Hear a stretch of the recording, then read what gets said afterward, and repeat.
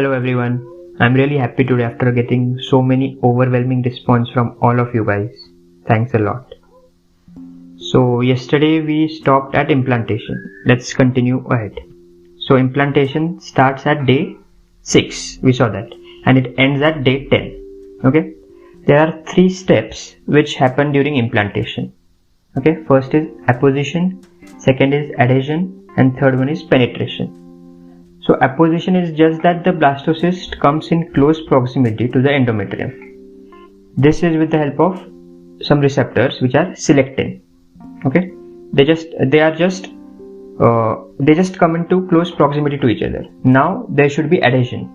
So for adhesion, we have a receptor or we have a protein which is called integrin. So it integrates both of them, endometrium and blastocyst. And the third step is that the blastocyst has to penetrate inside the endometrium. So this is done with the help of certain enzymes which are metalloproteases. Okay. So now after it penetrates inside, we divide the endometrium into 3 parts. And basically the endometrium of the pregnancy is known as decidua. So we have decidua basalis, decidua capsularis and decidua parietalis. So the name suggests itself. So basalis is that endometrium which is just under the blastocyst or which is going to form the placental part, actual placenta. Okay, it's in the base. So that is called decidua basalis. The endometrium lining the blastocyst, which is around the blastocyst, is called decidua capsularis. Okay, and the rest of the endometrium is called decidua parietalis, which is not in contact with blastocyst. Okay. So 3 types of 3 division of decidua we saw. Now we know that blastocyst has 2 parts. One is trophoblast and the other one is inner cell mass.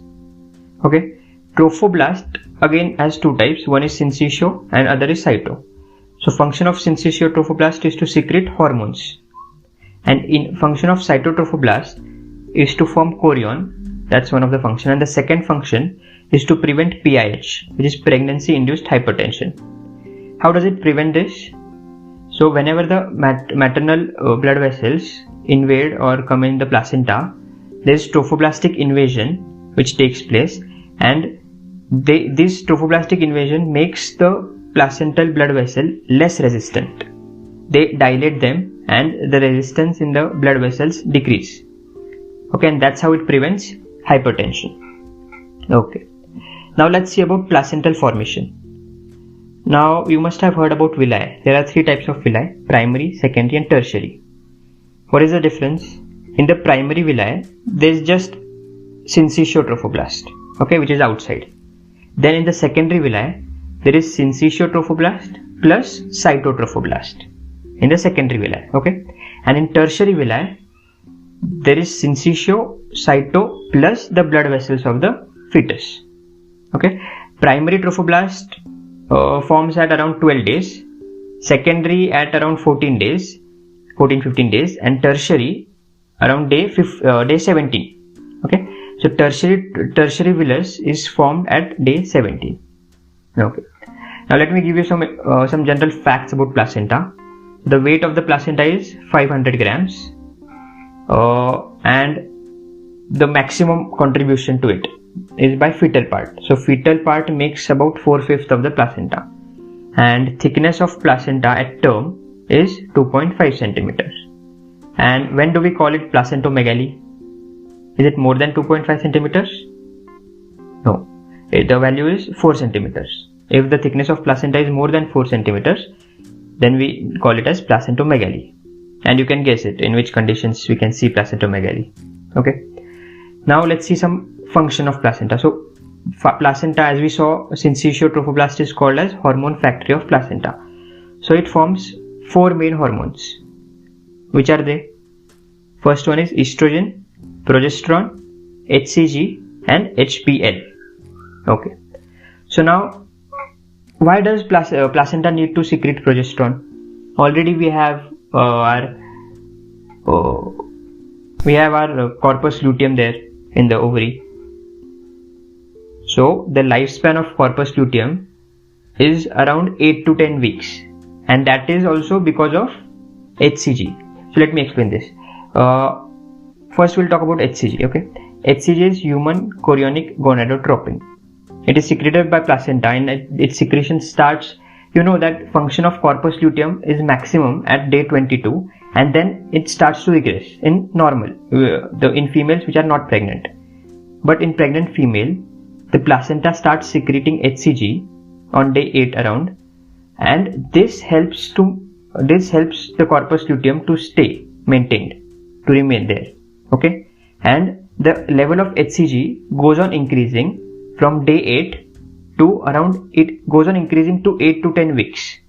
Okay, if you see the graph of HCG, the level of HCG goes on increasing till the 8 or 10 weeks. Okay, and for this much time, the corpus luteum is functional and it secretes progesterone. But after 8 to 10 weeks, the level of HCG starts falling and also corpus luteum starts regressing. So now who will take the function of corpus luteum? So now placenta comes into play and placenta starts secreting progesterone. So actually placenta is secreting progesterone from the starting only, but the maximum progesterone secretion starts at 8 weeks, where it takes up the function of corpus luteum. Okay, so now you understood the function of HCG and progesterone both. And one more hormone, which is HPL, human placental lactogen. You can think of it as anti-insulin hormone. Okay, so it breaks down fats in the mother and it increases fatty acids, and it also breaks down sugars and increases the blood glucose level. So overall, in the blood of the mother, there is increase in level of fatty acids and glucose. How is this going to help? So this can pass directly to the fetus, okay, through the placenta, and it will help to provide nourishment to the fetus. Okay, so we saw the hormones secreted by placenta. Now coming on to the main thing, which are anomalies of placenta. So first is Battledore placenta. Normally you know that the umbilical cord is inserted at the center of the placenta, but in Battledore, this umbilical cord is inserted at the margin, at the periphery. Okay, that's Battledore. Second one is circummarginate and circumvallate. So circum is circumference, it's like circle, and marginate. So what happens is, normally fetal part is 4/5 and maternal part is 1/5. But in circummarginate and circumvallate, there is excessive growth of maternal part, and it's like it covers the fetal part slightly. Okay, and hence it forms margin. So whenever the margin are sharp, exact, whenever the margin are sharp, it is called circummarginate placenta, and whenever the margins are wavy or villi-like, it's called circumvallate. Okay, so these two are similar, just the difference in the margin. Okay, now there are three other types. One is succenturiate placenta, placenta spuria, and placenta bilobata. So in placenta succenturiata, one small part from the main placenta separates out. Okay, and these two parts are connected by a blood vessel. Okay, just remember succenturiata, and then we can relate it with bilobata and spuria.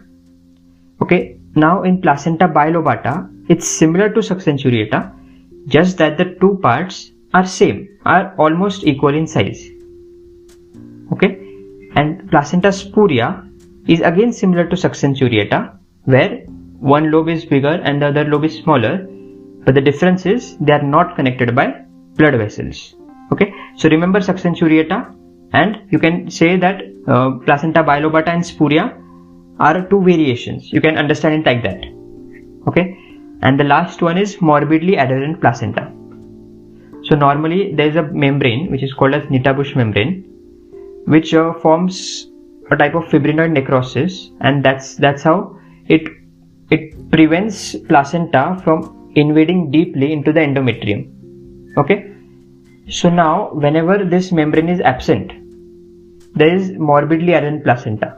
So this placenta can invade deep into the endometrium or even myometrium, and it can form morbidly adherent placenta. So there are again three types depending on severity. First one is placenta accreta A, second one is placenta increta I, And last one is placenta percreta, P. So A, I, P, alphabetically ordered.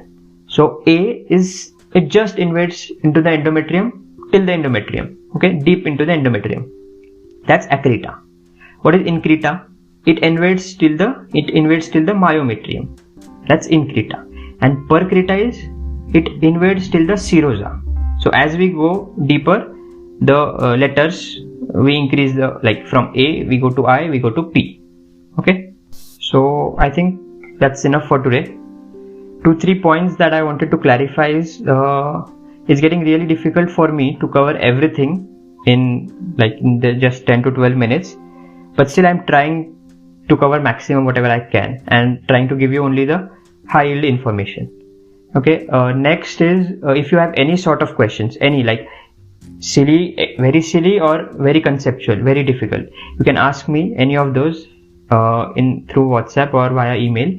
If I can, I'll try to cover it in the next podcast, or else I'll message you personally. And in this podcast, I've tried to improve my audio quality. Let me know if any further improvement you would like. And okay then, so see you guys till in the next podcast. Till then, keep studying. Chalo.